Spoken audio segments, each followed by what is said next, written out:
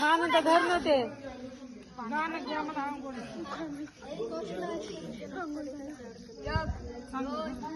त्याला बंद करायचं सांगितलं होतं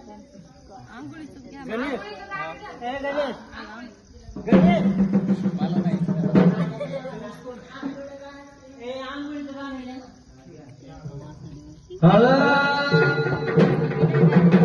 गाडीला गाडी पाहिला